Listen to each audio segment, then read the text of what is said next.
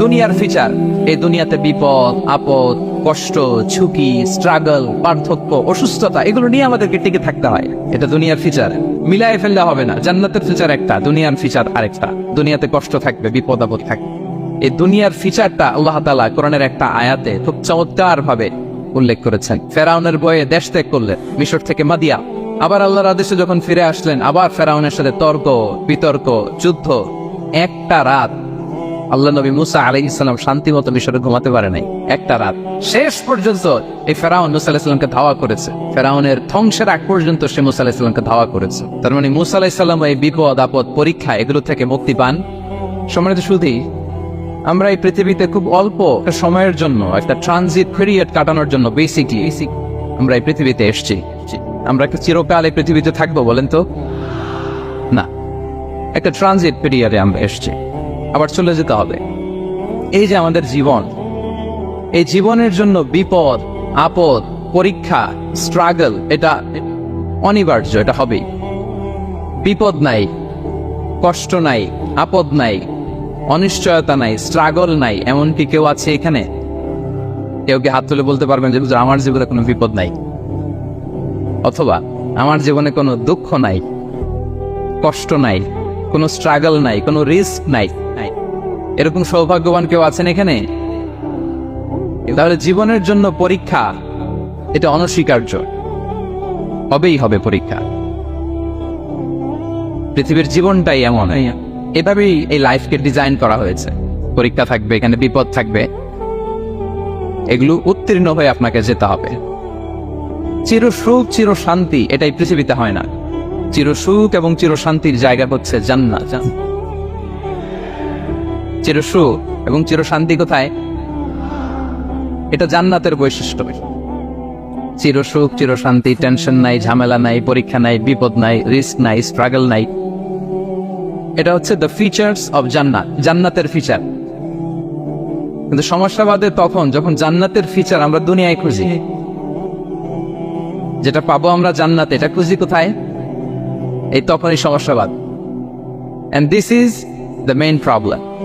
এটাই বড় সমস্যা। এই সমস্যার সমাধান কোথায়, এটা নিয়ে আজকে আমি কিছু কথা অ্যাড্রেস করবো ইনশাআল্লাহ। তো তাহলে আসুন শুনি জান্নাতের ফিচার কি। জান্নাতের কমন একটা ফিচার হচ্ছে জান্নাতে there will be no sickness in paradise. জান্নাতে কোনো অসুস্থতা থাকবে না, চিরসুস্থ। সুবহানাল্লাহ পড়েন।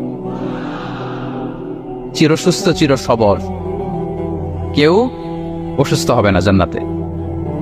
জান্নাত হবে অ্যান্টি এইজিং, জান্নাতে বয়স বাড়বে না কারো। চির যৌবনা, চির যুবক, অ্যান্টি এজিং। আপনারা জানেন যে বর্তমান পৃথিবীতে অ্যান্টি এজিং ক্রিম পাওয়া যায় না? ক্রিম, কথা বুঝতেছেন?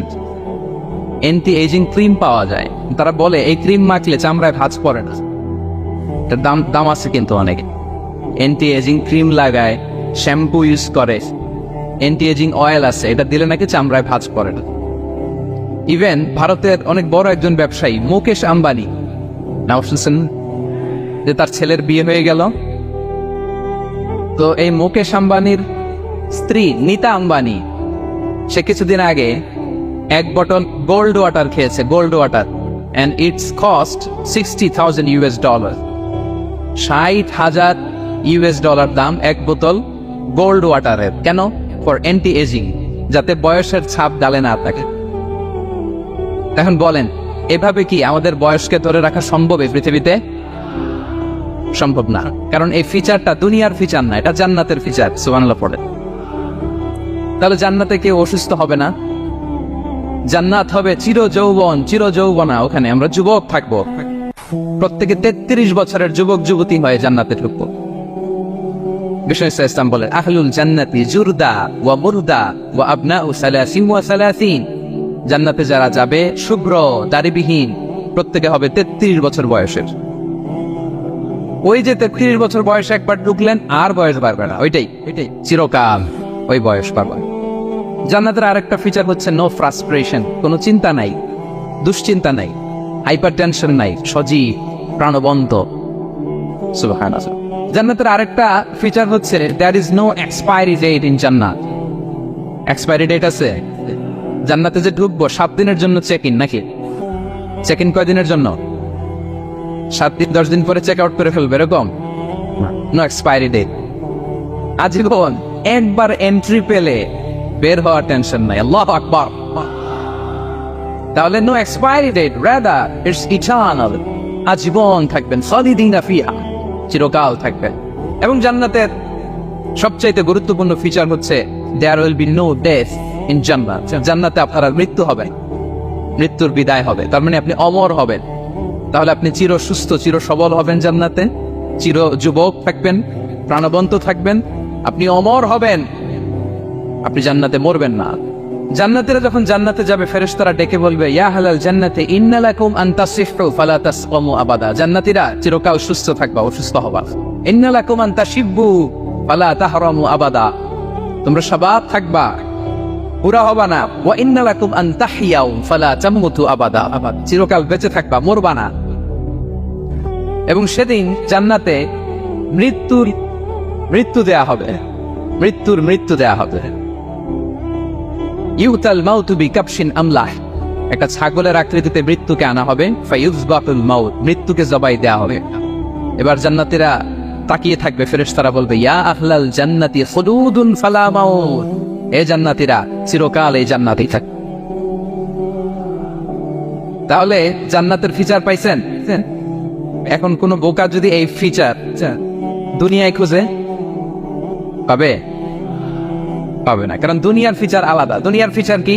এই দুনিয়াতে বিপদ আসবে, কষ্ট আছে, দুনিয়াতে হতাশা আছে, ভয় আছে, অসুস্থতা আছে, বার্ধক্য আছে, এবং এই দুনিয়ার একটা এক্সপায়ারি ডেট আছে না?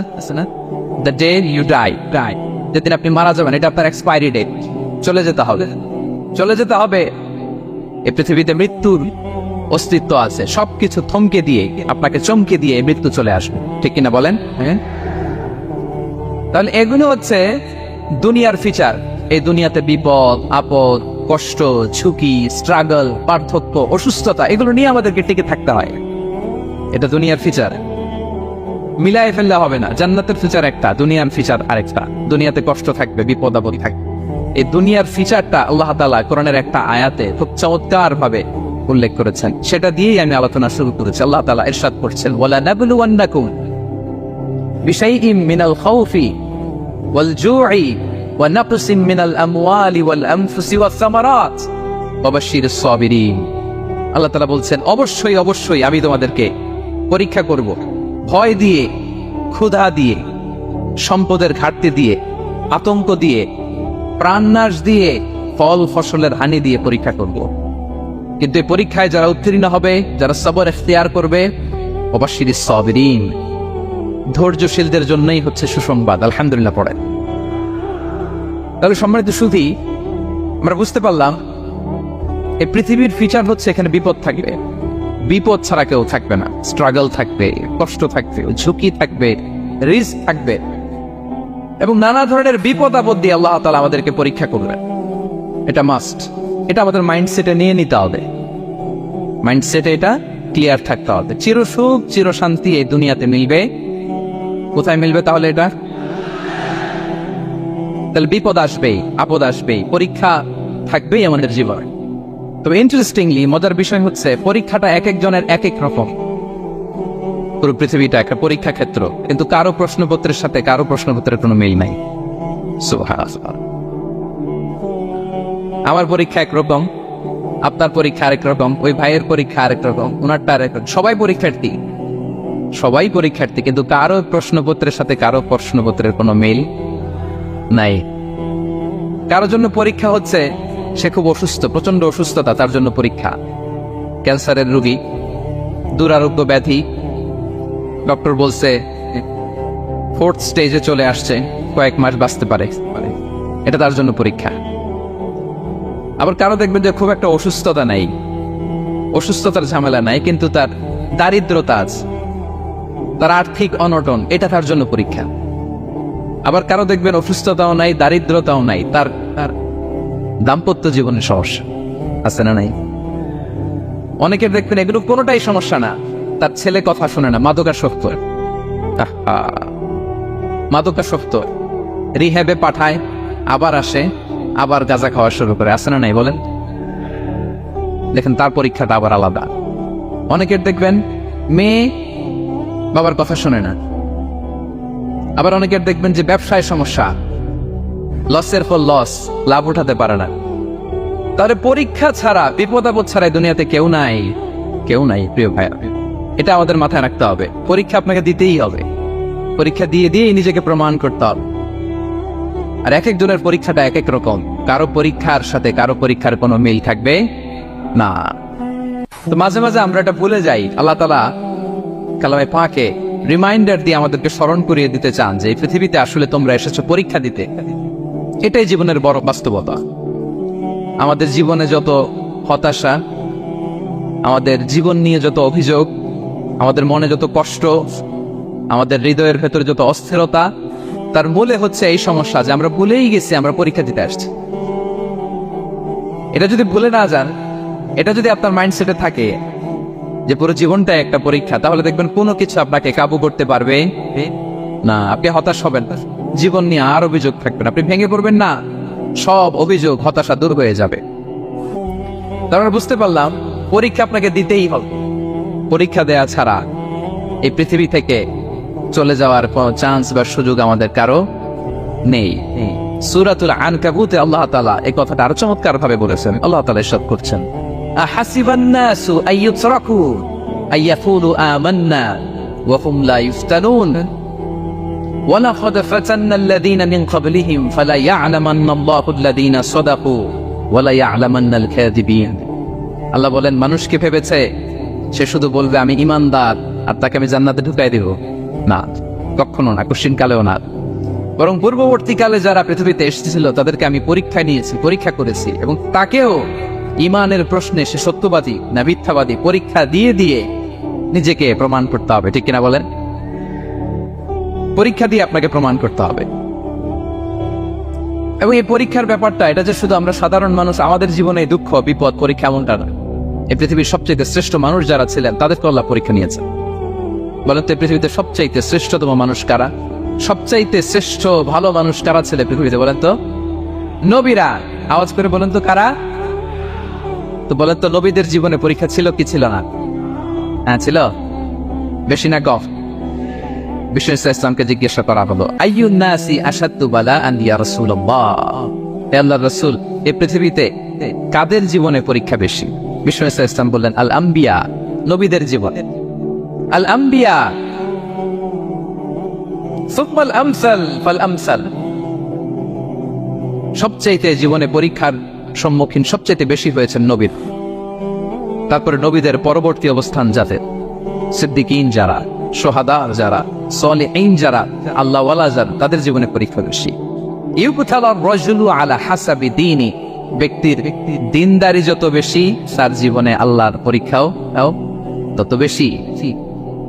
আপনি আল্লাহওয়ালা হবেন, আপনার জীবনে পরীক্ষাও অনেক বেশি। এজন্য ইমানদার হওয়া যেমনি মর্যাদার, ইমানদারের জীবনে পরীক্ষাও হবে অনেক বেশি।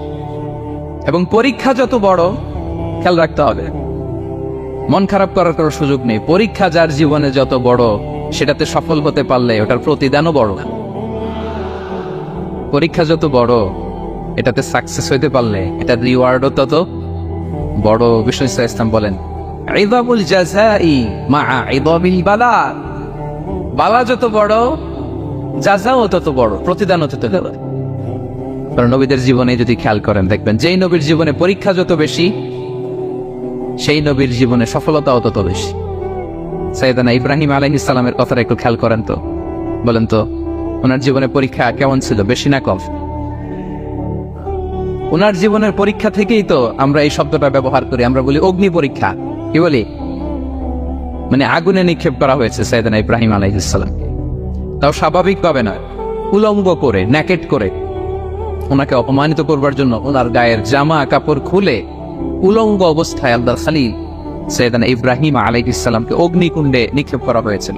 এরকম এক্সপেরিয়েন্স এই অডিটোরিয়ামের ভেতরে আমাদের কখনো হয়েছে? তাইলে সাধারণ মানুষের জীবনের পরীক্ষা আর নবীদের জীবনের পরীক্ষার মধ্যে পার্থক্য আছে না নাই? ওই পরীক্ষায় উনি পাশ করে ফেললেন। 86 বছর পর্যন্ত আল্লাহর কাছে দোয়া করলেন, আল্লাহ আমাকে একটা নেককার সন্তান দাও। আল্লাহ সন্তান দেন। 86 বছর পরে আল্লাহ তাআলা সাইয়েদানা ইব্রাহিম আলাইহিস সালাম এবং হাজারের ঘরকে উজালা করে সন্তান দিলেন। সাইয়েদানা ইসমাঈল আলাইহিস সালাম পৃথিবীতে আসলেন কত বছর বয়সে? 86 বছর বয়সের এখানে কেউ আছেন? হ্যাঁ, আছি আমরা? কেউ নাই। 86 বছর বয়সে প্রথম সন্তান পেয়েছে। তাদের ঘরকে উজালা করে আল্লাহর নবী সাইয়েদনা ইসমাঈল আলাইহিস সালাম আসলেন। এবার আল্লাহ বললেন, যাও স্ত্রীকে আর এই কলিজার টুকরা সন্তানকে থাকো তো প্যালেস্টাইনে, প্যালেস্টাইন থেকে ১,৫০০ কিলোমিটার দূর দ্য ব্যারেন ল্যান্ড, ওই মক্কার ধুধু মরু প্রান্তরে রেখে আস, যেখানে কেউ নাই, মানুষ নাই, গাছ নাই, পাখি নাই, পানি নাই, যাও রেখে আস। আচ্ছা বলেন তো, ৮৬ বছর পরে যে লোকটা সন্তান পেল, বুঝে উত্তর দিয়েন, ৮৬ বছর পরে যে লোকটাকে আল্লাহ তাআলা সন্তান দিল, তার হৃদয়ে ওই সন্তানের জন্য মায়া বেশি না কম? এমনি তো আমাদের প্রথম সন্তানের হিস্ট্রিটা একটু খেয়াল করেন তো। প্রথম আমাদের যে মেয়ে হয়েছিল বা যাদের ছেলে হয়েছিল, তার প্রতি আদর, সোহাগ, দরদ, ভালোবাসা, আল্লাহ কত ছিল। আর ৮৬ বছর বয়স আল্লাহ তাআলা ওনাকে সন্তান দিলেন, দিয়ে বললেন, যাও হাজারকে আর ইসমাঈলকে মক্কার ধুধুমরু প্রান্তরে রেখে আস। আল্লাহ তাআলা বলতে দেরি, চলে যেতে দেরি নাই, মুহূর্তে রওনা হয়ে গেলেন। সুবহানাল্লাহ পড়বেন না? রেখে আসলেন মক্কার ধুধুমরু প্রান্তরে। এবার আল্লাহ বললেন, যাও রিটার্ন ব্যাক টু প্যালেস্টাইন, প্যালেস্টাইনে চলে যাও। চলে গেলেন, হৃদয়টা ভেঙে খান খান। অনেক বছর পরে আল্লাহ তাআলা আবার অনুমতি দিলেন, যাও এবার ছেলেকে দেখে আসতে পারো, যাও প্যালেস্টাইন থেকে আবার মক্কা যাও।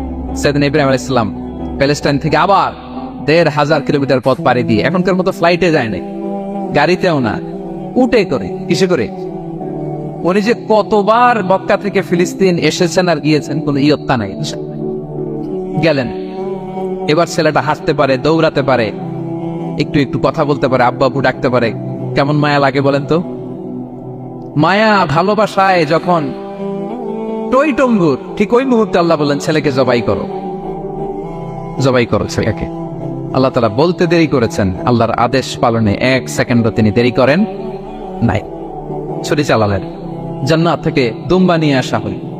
এভাবে আল্লাহর নবী ইব্রাহিম আলাইহিস সালাম ওনার জীবনের প্রতিটি ক্ষেত্রে যেখানে আল্লাহ তাআলা ওনাকে পরীক্ষা নিয়েছেন, উত্তীর্ণ হয়েছেন। এবং দেখেন ওনাকে আল্লাহ তাআলা কি উপহার দিলেন। আল্লাহ তাআলা ওনাকে খলিলুল্লাহ উপাধি দিলেন, আল্লাহর বন্ধু। সুবহানাল্লাহ বলেন। আল্লাহ তাআলা বলছেন, ওয়া ইযিবতালা ইব্রাহিম রাব্বুহু বিকালিমাতিন ফাআতাম্মাহুন ক্বালা ইন্নী জাঈলুকা লিন-নাসি ইমামা। আল্লাহ অনেকগুলো পরীক্ষা নিয়েছিলেন সাইয়েদনা ইব্রাহিম আলাইহিস সালাম, প্রতিটা পরীক্ষায় সাকসেসফুলি পাস করেছেন, গোল্ডেন A+। আল্লাহ বলেন, ইন্নী জাঈলুকা লিন-নাসি ইমামা, I'm gonna make you the leader for the entire human being. I'm gonna appoint you as a leader for the entire universe. গোটা বিশ্বের জন্য, গোটা মানবতার জন্য আমি তোমাকে লিডার বানায় দিলাম। রিদমুল জাযাই মা'a ইদমিল বালা। পরীক্ষা যত বড়, ওই পরীক্ষায় পাশ করলে ওইটা ফলাফল ও প্রতিদানও বড়। তাহলে দেখেন প্রিয় ভাইরা, সাইয়েদনা ইব্রাহিম আলাইহিস সালামের জীবনে পরীক্ষার কোনো শেষ ছিল না। আমি আপনি কোথায়? আল্লাহর খলিলের জীবনে যদি এত পরীক্ষা থাকতে পারে, আমি আপনি কোথায় বলেন তো? এবার বলেন, সাইয়েদনা মূসা আলাইহিস সালাম, ওনার জীবনে তো কোনো পরীক্ষার ছিল না। গুণে শেষ করতে পারবেন? জন্মটাই তো হয়েছে পরীক্ষার মধ্য দিয়ে। মিশরের ছেলে সন্তান হইলে ফেরাউন বলছে জবাই করো, ওনার মা এরকম সিন্ধুকে করে ভাসায় দিলেন নীল নদীতে। কি একটা রোমাঞ্চকর পরিস্থিতির মধ্য দিয়ে আল্লাহ তাআলা ওনাকে বাঁচালেন। জন্মই হয়েছে পরীক্ষা। বড় হইলেন, ফেরাউনের ভয়ে দেশ ত্যাগ করলেন, মিশর থেকে মাদিয়ান। আবার আল্লাহর আদেশে যখন ফিরে আসলেন, আবার ফেরাউনের সাথে তর্ক বিতর্ক, যুদ্ধ। একটা রাত আল্লাহ নবী মূসা আলাইহিস সালাম শান্তি মতো মিশরে ঘুমাতে পারে নাই। একটা রাত শেষ পর্যন্ত এই ফেরাউন মূসা আলাইহিস সালামকে ধাওয়া করেছে। ফেরাউনের ধ্বংসের আগ পর্যন্ত সে মূসা আলাইহিস সালামকে ধাওয়া করেছে। তার মানে মূসা আলাইহিস সালাম এই বিপদ আপদ পরীক্ষা এগুলো থেকে মুক্তি পান নাই। এবার বলেন ঈসা আলাইহিস সালামের কথা, ওনার জীবনে তার পরীক্ষা ছিল না। কি পরীক্ষা ছিল? Same scenario goes to the biography of every messenger in the world. পৃথিবীর সব নবীর ক্ষেত্রে একই ঘটনা ঘটেছে।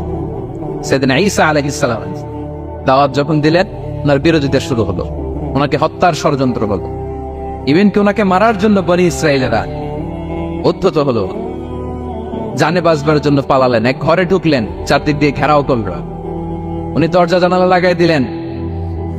ওরা বললো একজন দরজা ভেঙে জানালা ভেঙে ভিতরে ঢুকো, ঢুকে দেখো বেটা ঈসা কি করে। একজন ভিতরে ঢুকছে, ঢুকার সাথে সাথে বল রাফাআহুল্লাহু ইলাইহি, আল্লাহ তাআলা ঈসা আলাইহিস সালামকে উপরে উঠায় নিলেন। আর যেই লোকটাকে তারা ভেতরে ঢুকালো তার চেহারাকে আল্লাহ তাআলা ঈসা আলাইহিস সালামের চেহারার মতো করে দিলেন। এবার তার বাইরের সাথীরা বলে ঘটনা কি, বেটা ঈসাও বেরোয় না, আমাদের লোকটাও বেরোয় না, সবাই ঢুক। দরজা ভেঙে ভেতরে ঢুকে দেখে ঈসা দাঁড়ায় আছে। বলেন তো এটা ঈসা না মিসা? এটা কি আসল ঈসা? ওমা কতালু ওমা সালাবু ওয়ালাকিন শুব্বিহা লাহুম। আল্লাহ বলে তোমরা আমার নবী ঈসাকে হত্যাও করতে পারো নাই, শুলেও চড়াতে পারো নাই, আমি সেফটি সিকিউরিটি দিয়ে আমার নবী ঈসা আলাইহিস সালামকে আকাশে তুলে নিয়েছি। তাহলে ওনার জীবনে পরীক্ষার শেষ ছিল না। এবার যদি আমরা বিশ্বনবী সাল্লাল্লাহু আলাইহি ওয়াসাল্লামের জীবনের দিকে তাকাই, ওনার জীবনটা দেখেন তো।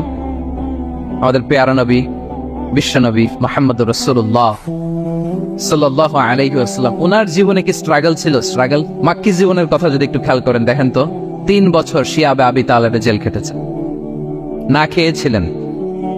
ওনার বংশের লোকেরা প্রথমে ছাগল খেয়েছে, ছাগলগুলো যখন শেষ, ছাগলের চামড়াগুলো শুকিয়ে ওইটা খাইছে। গাছের পাতা ছাল এগুলো খেয়ে খাবারের অভাবে বেহুশ হয়ে পড়ে থাকতো তারা। না খেয়ে কয়দিন ছিলেন আপনি? আমি কয়দিন ছিলাম না খেয়ে? মনেই তো পড়ে না, না খেয়েছিলাম কিনা কোনোদিন। এ হচ্ছে মাক্কি জীবন। মেন্টালি প্রেসার দেয়া হয়েছে।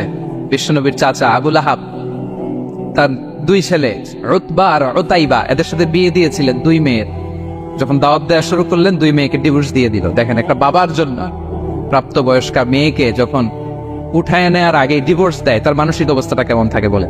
মেন্টালি প্রেশারাইজ করা হয়েছে, ফিজিক্যালি অ্যারেস্ট করা হয়েছে। বিষ্ণু ইসলাম যখন নামাজে দাঁড়াতেন, ওটের পচা নারী ভুড়ি বিষ্ণুনবীর কাঁধে চাপিয়ে দেওয়া হতো। আপনার জীবনে এরকম ঘটছে কখনো? আপনি নামাজ পড়তেছেন, ওটের পচা নারী ভুড়ি আপনার কাঁধে চাপিয়ে দেওয়া হয়েছে। কয়দিন হয়েছে এরকম? কয়দিন হয়েছে? হ্যাঁ, তারপরে তো আলহামদুলিল্লাহ বেরোয় না মুখ দিয়ে। কেমন আছেন হুজুর? কয়েন না, বেশি একটা সুবিধার না, তাই না? বেশি একটা একটু মিলাবে। কতটুকু পরীক্ষা আমরা দিয়েছি। তায়েফে গেলেন বিশ্বনবী, তায়েফে গেছিলেন জমির বায়না দিতে, তাই না? জমি কিনবে তায়েফে। তায়েফবাসীদেরকে জাহান্নামের আগুন থেকে বাঁচাতে গিয়েছিলেন, নিজের জন্য না। সেখানে তায়েফের ছেলেরা পাথর মেরেছে বিষ্ণু ইসলামের গায়ে।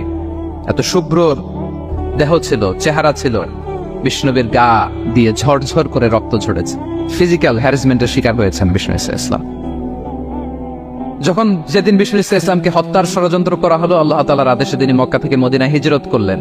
মদিনাতে যেও একটা রাত, 7ম হিজরির আগ পর্যন্ত শান্তিতে ঘুমাতে পারেন নাই। 3 দিকে 3 ইহুদি বসতি, বনু কাইনুকা, বনু নদীর, বনু কুরাইজা। খাওয়ার মধ্যে বিষ মিশিয়ে দেয়া হয়েছিল বিষ্ণু ইসলামের। বাজুর, খাসির বাজুর রান পছন্দ করতেন। এক ইহুদি মহিলা বিষ্ণু ইসলামের ওই রানের মধ্যে বিষ মিশিয়ে দিয়েছিল। ওই বিষের যন্ত্রণায় মৃত্যুর আগ পর্যন্ত বিষ্ণুনবী কাতরাতেন, এবং উনি ইন্তেকালের সময় ওই বিষের ব্যথা যন্ত্রণাতে ইন্তেকাল করেছেন। বিষ্ণুনবীর ইন্তেকালটা শাহাদাতের ইন্তেকাল ছিল। বিষ্ণু ইসলাম বলেছেন, ওই যে খায়বার এলাকার ওই মহিলা যে আমার খাবারে বিষ মিশিয়েছিল, সেই বিষের যন্ত্রণা, বেদনা, কষ্ট আমি অনুভব করছি।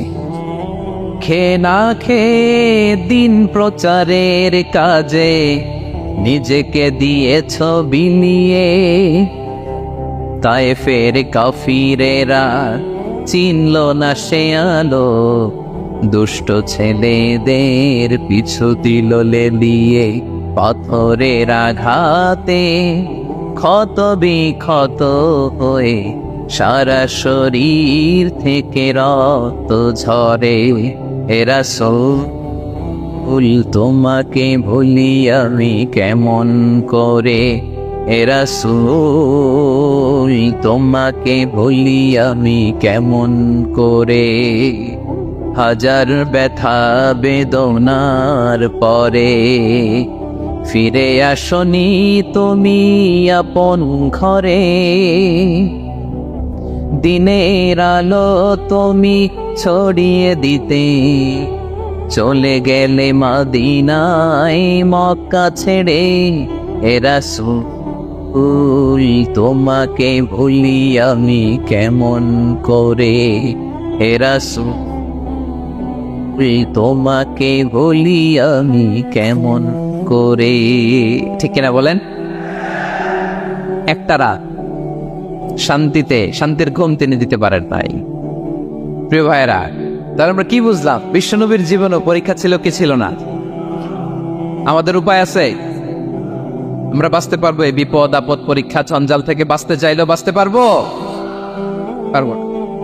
ইমাম মালিক আলাইহি রাহমা নাম শুনেছেন? ইমাম মালিক, ওনার জ্ঞান থেকে লাখো লাখো মানুষ উপকৃত হয়েছে, কোটি কোটি মানুষ উপকৃত হয়েছে। মদিনার রাস্তায় রশি দিয়ে ওনাকে টেনে হিচড়ে এক এলাকা থেকে আরেক এলাকায় নিত জালেম বাদশাহরা। ইমাম মালিক আলাইহি রাহমা। ইমাম আহমদ ইবনে হাম্বল, উনাকে বেত্রাঘাত করা হতো, চাবুক দিয়ে পেটানো হতো। আমাদের মাযহাবের ইমাম আল ইমাম আল আ'যা আবু হানিফা আলাইহি রাহমা, ওনাকে কারাবন্দী করা হয়েছিল। তার মানে দেখেন, যত বড় বড় স্কলার, যত বড় বড় মাশায়েখ, এমনকি আম্বিয়া আলাইহিস সালাম, ওনারাও পরীক্ষা বিপদ আপদ থেকে রেহাই পাইছে। তাহলে আপনি আর আমি পাবো? বলেন তো। তাহলে এটা আমাদের ব্রেইনে গেঁথে নিতে হবে যে জীবন মানেই এখানে বিপদ থাকবে, পরীক্ষা থাকবে, স্ট্রাগল করে করে আমাকে আগাতে হবে। কেউ আমার জন্য রেড কার্পেট বিছিয়ে রাখবে না। এই জীবনটা বড় জটিল। This is life, how it's design. এভাবেই পৃথিবীকে ডিজাইন করা হয়েছে। এখানে বিপদ আছে, কষ্ট আছে। এই পরীক্ষা দিয়ে দিয়ে আপনাকে উত্তীর্ণ হতে হবে। বুঝতে পেরেছেন প্রিয় ভাইয়েরা? নাও দ্য কোশ্চেন আরাইজ, এখন প্রশ্ন হচ্ছে, কেন আল্লাহ এই পরীক্ষা নেন? কেন? আল্লাহ তাআলা সূরা মুলকে বলেছেন, এই পৃথিবী সাজানোর, এই জীবন মৃত্যুর এই খেলা, এটার উদ্দেশ্যটাকে আল্লাহ তাআলা স্পষ্ট করে বলেছেন, আল্লাযী খালাকাল মাউতা ওয়াল হায়াতা লিয়াবলুয়াকুম আইয়ুকুম আহসানু আমালা। জীবন মৃত্যু দিয়ে তোমাদের জীবনকে সাজানো হয়েছে এজন্য, যাতে করে তিনি তোমাদের পরীক্ষা করতে পারেন। কি করতে পারেন? তোমাদের মধ্যে কে সৎকর্মে অগ্রগামী, কে কাজে ভালো, আমলে ভালো, এটা দেখার জন্য। বেসিকলি আল্লাহর দেখার প্রয়োজন নাই, আমাদেরকে দেখানোর জন্য এই পরীক্ষার আয়োজন। আমি ভালো করবো না খারাপ করবো এটা আল্লাহ জানে না? তো ওনার পরীক্ষা করা লাগে কেন? কথা বলেন। আমি জান্নাতি না জাহান্নামী এটা আল্লাহ জানেন না? বেসিকলি আমাদেরকে জানানোর জন্য এই পরীক্ষার আয়োজন। কাদেরকে জানানোর জন্য? মানে তুমি জেনে যাও তুমি জান্নাতি না জাহান্নামী। আমি ভালো করেই জানি। একটা ছোট্ট উদাহরণ দিলে বুঝতে পারবেন প্রিয় ভাইয়েরা। ধরেন আল্লাহ তাআলা দুইজনকে সৃষ্টি করলেন। উদাহরণস্বরূপ, একজনের নাম আব্দুল্লাহ, আরেকজনের নাম আব্দুর রহমান। সৃষ্টির পরে আব্দুল্লাহকে বললেন, আব্দুল্লাহ, আমি জানি তুমি পৃথিবীতে 50 বছর হায়াত পাইতা, খুব ভালো কাজ করতে, তুমি দুনিয়াতে অনেক ভালো কাজ করতে, এটা আমি আগেই জানি। আমার অসীম জ্ঞান বলে আমি আগে থেকেই জানি। তো যাও, তোমার এইমাত্র সৃষ্টি করলাম, যাও তুমি জান্নাতে ঢুকে যাও, কারণ আমি জানি তুমি জান্নাতি হবে। আচ্ছা, আর আব্দুর রহমান, তুমি পৃথিবীতে খুব খারাপ কাজ করতে, এটা আমি জানতাম। তোমারে পাঠাইলে খারাপ কাজ করবা, তুমি সীমালঙ্ঘন করবা, অন্যায় করবা, অপরাধ করবা, তুমি জাহান্নামী হবা। যাও, সে তো আমি জানি, পরীক্ষার আর দরকার নেই, তোমারে জাহান্নাম দিয়ে দিলাম, যাও ঢুকে যাও। আব্দুল্লাহ ঠিকই জান্নাতে ঢুকে যাবে, আব্দুর রহমান কি ঢুকবে? ঢুকবে। সে বলবে, আল্লাহ এই মাত্র আমারে বানাইলেন, এই মাত্র আপনি আমাকে সৃষ্টি করলেন, সৃষ্টি করেই বলতেছেন তুমি জাহান্নামে যাও, আর বলতেছেন আমি জানি দুনিয়াতে পাঠালে তুমি খারাপ কাজ করবা, তুমি জাহান্নামী হবা, পাঠানোর আর কি দরকার, আগে থেকে জাহান্নামে যাও। আল্লাহ আপনি জানলে জানতে পারেন, আমি তো জানি না। ঠিক কিনা বলেন? সে বলবে, না আল্লাহ আপনি ভুল বলতেছেন, এই দুনিয়াতে পাঠাইলে আমি খুব ভালো কাজ করতাম, আমি সীমালঙ্ঘন করতাম না, নামাজ পড়তাম, রোজা রাখতাম, হজ করতাম, যাকাত দিতাম, সাদাকা করতাম, চ্যারিটি করতাম, জনকল্যাণকর সব ভালো কাজগুলো আল্লাহ আমি করতাম। এজন্য আল্লাহ তাআলা পরীক্ষার আয়োজন করেছেন, যাতে করে তুমি জেনে যাও যে পৃথিবীতে তুমি কি করেছো। এখন আর আল্লাহকে এক্সকিউজ দেওয়ার সুযোগ নেই। আচ্ছা বলেন তো, আবু জাহেলকে যদি আল্লাহ এখন কিয়ামতের দিন বলে, Abu Jahl go to the hell fire, আবু জাহেলের কিছু বলার সুযোগ আছে? কারণ ও দুনিয়াতে কি করে আসছে এটাও জানে না। ফেরাউনকে ডেকে যদি আল্লাহ বলে, ফেরাউন তুমি জাহান্নামে যাও, go to the hell fire, ওর কি কোনো এক্সকিউজ দেওয়ার সুযোগ আছে? বলেন, সুযোগ আর আছে? কারণ তুমি দুনিয়াতে কি করেছো তোমার চেয়ে ভালো কেউ আর জানে? তা পৃথিবীতে এই পরীক্ষার এই আয়োজনের সবচাইতে বড় উদ্দেশ্য হচ্ছে যাতে করে আমরা দেখে যাই যে আমরা কি কাজ করছি। কেউ যখন পরীক্ষা দেয় প্রিয় ভাইরা, ওই পরীক্ষায় কত পাবে তার একটা হিসাব আছে না? বলেন, আপনি গণিত পরীক্ষা দিয়ে আসছেন, যে 100-তে 100 পাবে সে বলতে পারে আমার সব অঙ্ক হয়েছে, ঠিক কিনা বলেন? আর যে লাড্ডু গুড্ডু বুঝছেন তো, কিছুই পারে নাই, গোড়ার টিপ, তারও একটা হিসাব আছে যে সে কিছুই লিখে আসতে পারে নাই। তাই পৃথিবীতে এই পরীক্ষার আয়োজনের প্রধানতম কারণ হচ্ছে যাতে করে আমরা বুঝে যেতে পারি যে আমরা কোথায় যাব, জান্নাতে না জাহান্নামে। প্রিয় সুধী, এ পর্যায়ে আমরা জানবো এই যে পরীক্ষা আল্লাহ তাআলা নিচ্ছেন আমাদেরকে, এই পরীক্ষায় সফল হওয়ার মূল মন্ত্র কি? কোরআনে বিভিন্ন আয়াতে এই পরীক্ষার কথা বলা হয়েছে এবং এই পরীক্ষার সফলতার মূল মন্ত্র কোরআনে ঘোষিত হয়েছে। আলহামদুলিল্লাহ বলেন। যে আয়াত দিয়ে আমি শুরু করেছি এই আয়াতই আল্লাহ তাআলা বলেছেন, ওয়াবাশশিরিস সাবিরিন, নবী হে ধৈর্যশীলদেরকে আপনি সুসংবাদ দিন, ধৈর্যশীলদেরকে সুসংবাদ দিন। তার মানে বিপদে ধৈর্য ধারণ করতে হবে প্রিয় ভাইয়েরা। ইন্নামাস সাবরু ইনদা সাদামাতিল উলা, বিপদে আমরা অনেক সময় প্যানিক হয়ে যাই, অস্থির হয়ে যাই, কি করব, হতাশ না। মুমিনরা হতাশ হয় না, ধৈর্য ধারণ করে। কি করে? ধৈর্য ধারণ করার শক্তি দাও গো মেহেরবান আমায়, দাও গো মেহেরবান। পড়েন, ধৈর্য ধারণ করার শক্তি দাও গো মেহেরবান আমায়, দাও গো মেহেরবান। সবাই বলুন একসাথে, ধৈর্য ধারণ করার শক্তি দাও গো মেহেরবান আমায়, দাও গো মেহেরবান। বুকের ভেতর ব্যথার নদী বইছে অবিরা,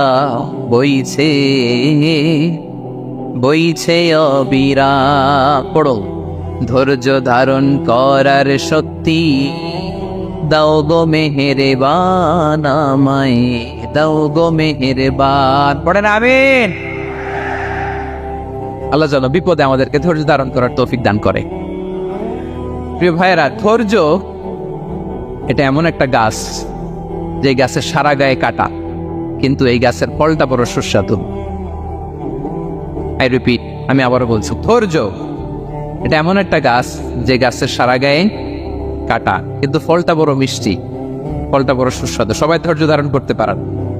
বিশ্ব ইসলামকে আল্লাহ তাআলা নানা সময়ে আশ্বস্ত করেছেন, সান্ত্বনা দিয়েছেন আর ধৈর্যের বাণী শুনিয়েছেন। আল্লাহ বলেন, ফাসবির কামা সাবারা উলুল আজমি মিনার রাসূল, নবী হে আপনার আগে দৃঢ় প্রত্যয়ী নবীরা যেরকম ধৈর্য ধারণ করেছে আপনিও ধৈর্য ধারণ করুন।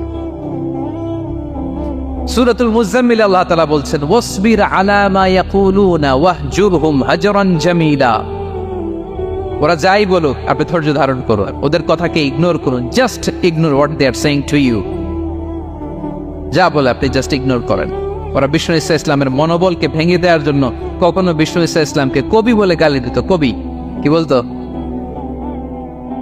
শায়ের। কখনো বলতো মজনুন, পাগল। নাউজুবিল্লাহ পড়বেন না? পাগল বলে গালি দিত। মাঝে মাঝে বলতো কাহিন, গণক। মাঝে মাঝে বিষ্ণু ঈসা ইসলামকে তারা বলতো আবতার, লেস কাটা। মুহাম্মদ তোমার ছেলে নাই, তোমার বংশ নির্বংশ হয়ে গেছে, তোমার নাম নেয়ার মতো কেউ নাই। আহা, কপাল পোড়া। গোটা বিশ্বব্যাপী বিষ্ণু ঈসা ইসলামের সুনাম সুখ্যাতি ছড়িয়ে দিয়েছে কে? আকাশ বাতাস মাড়িয়ে, সাত আকাশ ছাড়িয়ে আল্লাহর আরশ পর্যন্ত আল্লাহ তাআলা বিষ্ণুনবীর সুনাম সুখ্যাতিকে সুউচ্চ করেছেন। ঠিক কিনা বলেন? ইগনোর করুন। আপনাকে কবি বলে, গণক বলে, আপনাকে পাগল বলে, আপনাকে লেস কাটা বলে, জাস্ট ইগনোর দেন। বর্তমান সময়েও নানা ধরনের ট্যাগ আমাদেরকেও দেয় কি দেয় না বলেন? দেয়। আমাদেরকে কি বলে? মৌলবাদী বলে, বলে ওই যে রাজাকার বলে, রাজাকার রাজাকার খেলার দিন শেষ। মন মতো হইলে মুক্তিযোদ্ধা, মন মতো না হইলে রাজাকার, এই দিন শেষ। ওই দিন আর নাই, এই কার্ড দিয়ে আর খেলার দিন নাই। এগুলো মানুষ আর খায় না এখন, এগুলো গেলে না আর।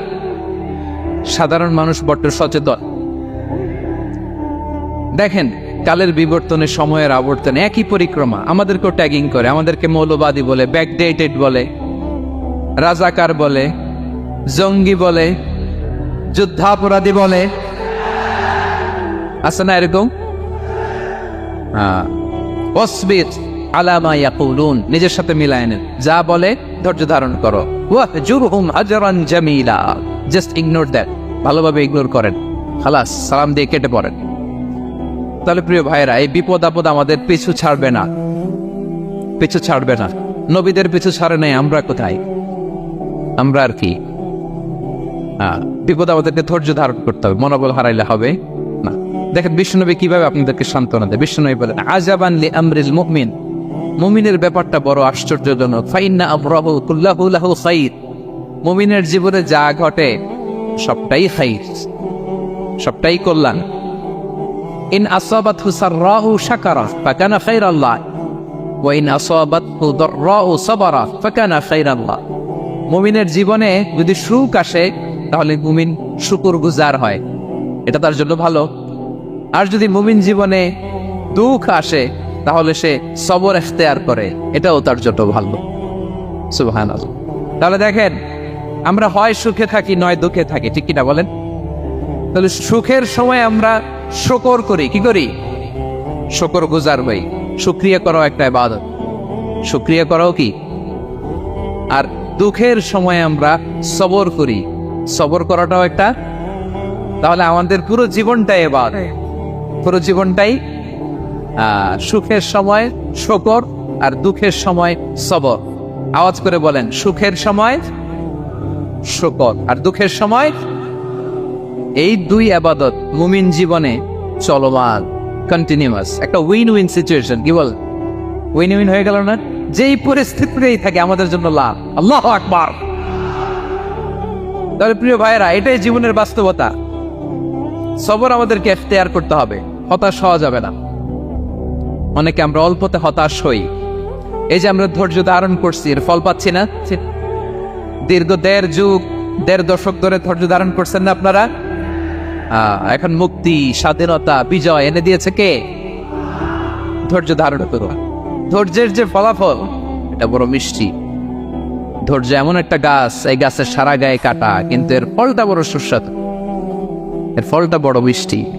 ধৈর্য ধারণ করার অভ্যাস করতে হবে প্রিয় ভাইরা। মুমিন হতাশ হয় না, হাল ছেড়ে দেয় না। মুমিন ভরসা রাখে একজনের উপর, তিনি কে? লা তাইয়াসু মির রাউহিল্লাহ ইন্নাহু লা ইয়াইয়াসু মির রাউহিল্লাহ ইল্লাল কওমুল কাফিরুন। আল্লাহর রহম থেকে নিরাশ হয়ে যাও না।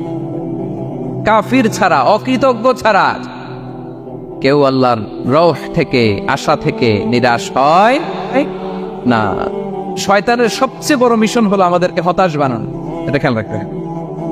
শয়তানের সবচাইতে বড় মিশন কি? আমাদেরকে হতাশ করে দেয়া। হতাশ বানাইতে পারলে সে সাকসেসফুল, খুশি। কিন্তু আমরা এত সহজে হতাশ হই না, আমরা নিরাশ হই না, আমরা বিপদে হাল ছেড়ে দেই না। আমরা ভরসা রাখি এক মহান সত্তার উপর। তিনি কে? মনে থাকবে। বিপদ আসলে ভেঙে পড়বেন, ভিসা না হইলে কান্নাকাটি শুরু করবেন, ব্যবসায় লস হইলে হাউমাউ, দেশ থেকে কোনো দুঃসংবাদ আসলে হতাশ হবেন, ভেঙে পড়বেন। ধৈর্য ধারণ করব আমরা। আওয়াজ করে বলেন, আমরা কি করব? সবর। বিপদ ট্যাকেল দেওয়ার প্রথম স্টেপ হচ্ছে সবর। ধৈর্য ধারণ করতে হবে। অবশ্যই সাবিরিন, ধৈর্যশীলদেরকে সুসংবাদ দাও। বিপদ থেকে বাঁচার দ্বিতীয় স্টেপ হচ্ছে এই বিপদ থেকে উত্তরণের চেষ্টা করতে হবে। কন্টিনিউয়াস প্রচেষ্টা চালিয়ে যেতে হবে। ওয়াল্লাযীনা জাহাদু ফিনা লানাহদিয়ান্নাহুম সুবুলানা। যারা আমার রাস্তায় চেষ্টা করে, প্রচেষ্টা করে, স্ট্রাগল করে, তাদেরকে আমি পথ দেখিয়ে দেই, সুবুল দেখিয়ে দেই, ওয়ে আউট দেখায় দেই, এক্সিট দেখায় দেই। কোথাও আটকাবেন না আপনি, আপনাকে এক্সিট দেখায় দিবে কে? মালয়েশিয়াতে কেলুয়ার বলে না, কেলুয়ার কি বলে চেনেন? কেলুয়ার মানে কি? এক্সিট। এক্সিট পেয়ে যাবেন, আটকাবেন না আপনি জীবনে কোথাও। 3 নাম্বার, আল্লাহর উপর তাওয়াক্কুল করতে হবে বিপদ আসলে। ওমাইয়া তাওয়াক্কাল আলাল্লাহি ফাহুয়া হাসবুহ। আল্লাহর উপর যে তাওয়াক্কুল করে আল্লাহ তার জন্য যথেষ্ট হয়ে যায়। তাহলে বিপদে প্রিয় ভাইয়ের আমরা প্যানিক হব না, ধৈর্য ধারণ করব, বিপদ থেকে উত্তরণের সর্বোচ্চ প্রচেষ্টা চালিয়ে যাব, আর ভরসা রাখবো একজনের উপর, তিনি কে? আর বিপদ আসলে এটাকে নেগেটিভলি নেবেন না সবসময়। বিপদ আপদ এটা অনেক পজিটিভ ভালো জিনিস আমাদের জীবনে বয়ে নিয়ে আস। শাইখুল ইসলাম ইবনু তাইমিয়া আলাইহি রাহমা উনি বলতেন, খুব দামি কথা, খুব হেভি ওয়েট কথা, মনোযোগ দিয়ে শুনুন। তিনি বলতেন, যে নেয়ামত তোমাকে আল্লাহ থেকে দূরে সরায়, ওই নেয়ামতের চেয়ে বিপদ ভালো যে বিপদ তোমাকে আল্লাহর দিকে ধাবিত করে। আই রিপিট, আমি আবারও বলি, যে নাজ নেয়ামত তোমাকে আল্লাহ থেকে দূরে সরিয়ে দেয়, সে নাজ নেয়ামতের চেয়ে ওই বিপদ আপদ ভালো যেই বিপদ আপদ তোমাকে আল্লাহর কাছে টেনে দেয়।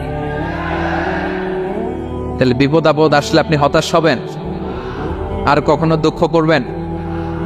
মোয়ারের ভাইয়েরা, আর মন খারাপ করবেন? আপনি খেয়াল করে দেখেন, বিপদ আসলে আমরা আল্লাহরে ডাকি বেশি।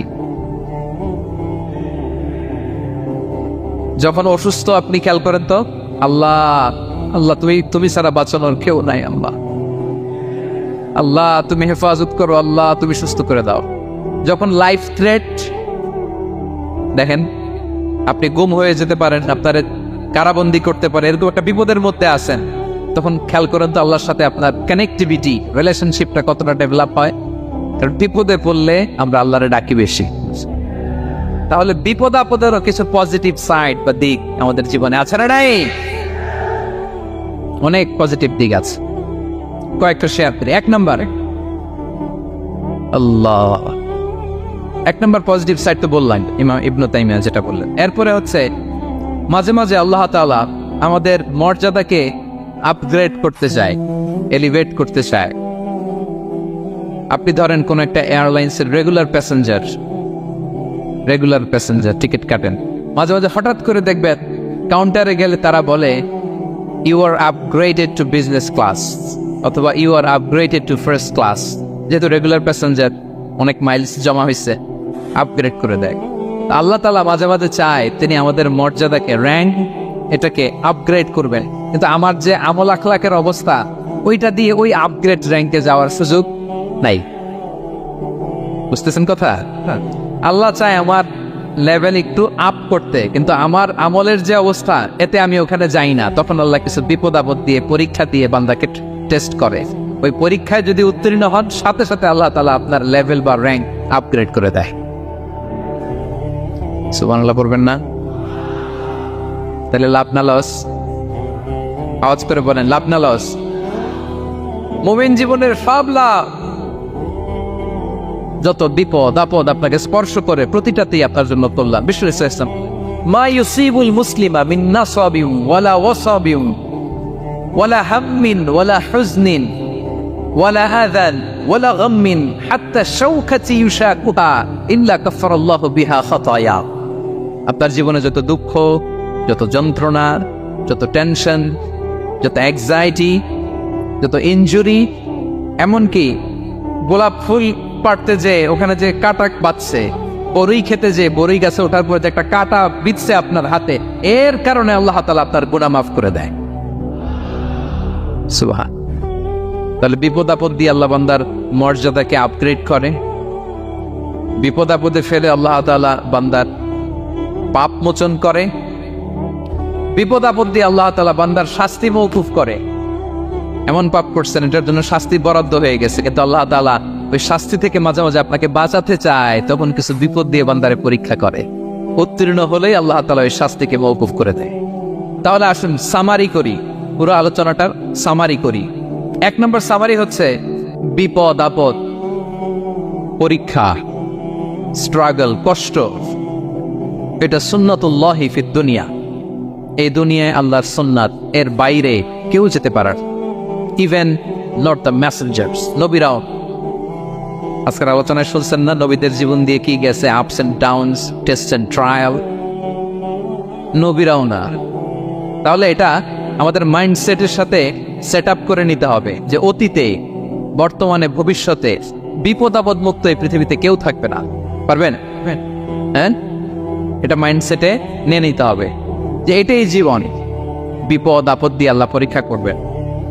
এটাই পৃথিবী, চির সুখ চির শান্তি এই পৃথিবীতে খুঁজতেই পাওয়া যায় না। শুরুতে বলছিলাম না, চির সুখ চির শান্তি। বলেন তো এটা কি দুনিয়ার ফিচার না জান্নাতের ফিচার? জান্নাতের ফিচার দুনিয়ায় খুঁজলে পাওয়া যাবে? যাবে না। তাহলে আজকের আলোচনার 1 নম্বর লেসন হচ্ছে বিপদ আপদ এটা সুন্নাতুল্লাহি ফিদ দুনিয়া, এই দুনিয়া আল্লাহর সুন্নাত, এটা থেকে মুক্তি পাওয়ার কোনো সুযোগ নাই, নবীরাও পায় নাই। 2 নম্বর লেসন, বাঁচার যেহেতু সুযোগ নাই, we have to face it with patience, intellect and tawakkul. বিপদে অস্থির হওয়া যাবে না, এটাকে ফেস করতে হবে উইথ পেশেন্স, ধৈর্যের সাথে। বিপদ আমরা মোকাবেলা করব কিসের সাথে? ধৈর্য। প্যানিক হবে না, অস্থির হবে না, ধৈর্য ধারণ করবে। উইথ ইন্টেলেক্ট, আল্লাহর দেয়া আপনার ইন্টেলেক্ট খাটিয়ে এই বিপদ উত্তরণের সর্বান্তকরণের চেষ্টা প্রচেষ্টা আপনার চালায় যেতে হবে। আর সবশেষে আত-তাওয়াক্কুল আলাল্লাহ, ডিপেন্ডিং অন আল্লাহ, ভরসা করবো কার উপর? আল্লাহর উপর। পারা যাবে তো? 2টা লেসন গেল। 3 নম্বর লেসন হচ্ছে আমাদের ছেলে মেয়েদেরকে we have to educate our child regarding the test and trial in this dunya. দুনিয়ার এই বিপদ আপদের ব্যাপারে আমাদের ছেলে মেয়েদেরকে শেখাতে হবে, বোঝাতে হবে। ওরা ছোট মানুষ তো অস্থির হয়ে যায়, আব্বু আমার সাথে কেন এমন হয়, আমারই শুধু পেন্সিল চুরি হয়, আমারই শুধু এটা হয়, আমি পরীক্ষায় খারাপ করি, আমি ব্যথা পাই, আমার এই আমার সেই। ছোট মানুষ তো বুঝে না, ওরা বুঝাইতে হবে যে বাবা, this is the essence of life, এটাই জীবন, এটাই কি এই লাইফ হ্যাকস গুলো তাদেরকে শেখাইতে হবে। ডোন্ট বি প্যানিক, প্যানিক হওয়া যাবে না। This is how life is design, এটাই জীবন, বিপদ আপদ আসবে, এটাকে মেনে নিতে হবে, ছেলে মেয়েদেরকে শিখাইতে হবে, তাহলে তারাও প্যানিক হবে না। পারবেন তো ইনশাআল্লাহ? আচ্ছা, 4 নম্বর লেসন হচ্ছে যেটা আমরা জানলাম, এই বিপদ আপদ সবসময় আমাদের জন্য খারাপ না। Sometimes it brings khair for us if dealt properly. ঠিক মতো বিপদকে ডিল করতে পারলে এটা আসলে আমার জন্য আখেরে কল্যাণই বয়ে নিয়ে আস। কি বলেন, তাই না? কল্যাণ বয়ে নিয়ে আসে। সব শেষ কথা হলো আমরা যেন এই বিপদগুলোকে প্রপারলি ডিল করতে পারি, আমরা যেন সবর ইখতিয়ার করতে পারি। আল্লাহর কাছে চাইতে হবে, দোয়া করতে হবে, কারণ তৌফিক দেওয়ার মালিক কে? আল্লাহর কাছে যেন আমরা কায়মনোবাক্যে প্রার্থনা করতে পারি, আল্লাহ এই বিপদকে যেন আমরা ডিল করতে পারি উইথ সাবর, উইথ ইন্টেলেক্ট, উইথ তাওয়াক্কুল। আসল হাতিয়ার হচ্ছে এটা, দোয়া। আল্লাহর কাছে চাইবেন, মনোযোগের সাথে চাইবেন, আন্তরিকতার সাথে চাইবেন। উদুল্লাহ ওয়া আনতুম মুকিনুনা বিল ইজাবা। বিষ্ণু বলেন এমন ভাবে চাও যেন তুমি অনেকটা কনফার্ম যে তোমার দোয়া আল্লাহ কবুল করবেনি, এমন ভাবে চাও। অনেকে রোবোটিক দোয়া করে। রোবোটিক দোয়া মানে দোয়ার মধ্যে প্রাণ নাই, ধ্যান নাই, মন নাই, আগ্রহ নাই, ভালোবাসা নাই, ওই দোয়া আল্লাহ কবুল করে না। মনোযোগ দিয়ে চাইতে হবে, চাওয়ার মতো, তাহলে আল্লাহ তাআলার পক্ষ থেকে তৌফিক পাওয়া যাবে। পাওয়া যাবে তো ইনশাআল্লাহ।